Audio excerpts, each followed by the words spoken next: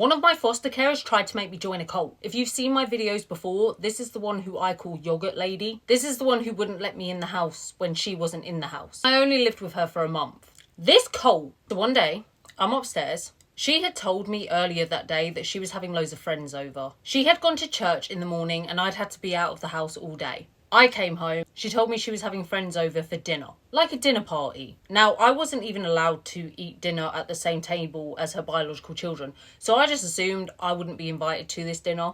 So I just stayed in my room, listening to my music, reading books, doing my own thing. At about 8 p.m, so about an hour after I'd heard people come into the house, she called me downstairs. She shouted my name. I leant over the stairs banister to see her at the bottom of the stairs. And she said, yeah, come down. There's a few people I want you to meet. So I was a bit like, okay. Down I go. She leads me into the front room and there are about 10 people in there. One of them is a pastor.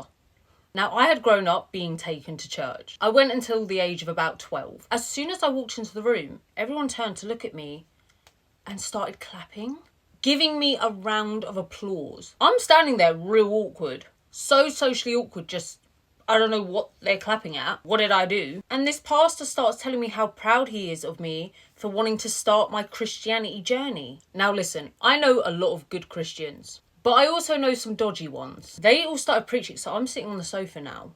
I'm still sitting there like, what the hell is going on? But I'm trying to like keep this smile on my face because I don't know what's going on and what's expected of me. These people start reading the story of Moses, which I already knew loads about. It was like a dramatic reading. One of the foster carer's friends, so I'm 16, this guy must have been like 19, 20. He sits next to me and he's like, what do you think? And I was like, what do you mean? And he was like, well, if you become Christian, you can be just like us. We can do this every week. We can all do sermons together, sing together, preach together.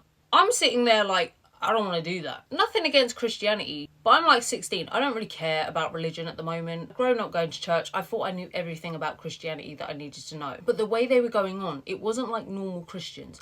Like I said, I know a lot of good Christians who, they're Christians, but they don't shove it down your throat. They're perfectly accepting if you are not particularly religious. But these people, you could tell they weren't accepting. The way this guy was talking to me, it sounded scripted. I almost felt like my foster carer had spoken to him prior and said, this is what you need to say to her. This is what we need to do. So I'm sort of like nodding along and I'm not agreeing to like go to any of these sermons that he's now convincing me to go to. I'm just nodding along like, yeah, maybe.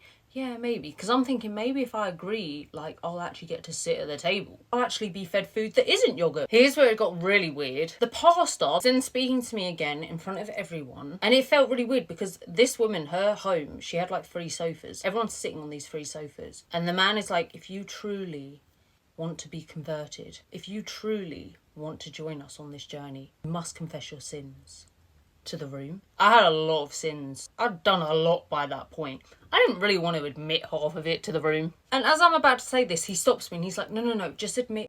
You don't have to admit everything. We've all done things. But I want you to admit the sins you have done against your foster carer, Cruella de Allison. That wasn't her real name, that's just what I called her. And I'm sitting there thinking, I don't know what sins he's talking about. Cruella de Allison is looking at me like, yes, confess.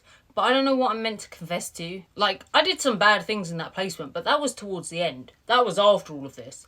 Those bad things I did in the placement was just to get moved. This was 2 weeks into the placement. I'm sitting there real quiet. Alison is still staring at me, and the more she's looking at me, the more disappointed her face is getting. And then the vicar shakes his head at me, and he said, you're clearly not ready. You're not ready. You're not ready to confess what you've done.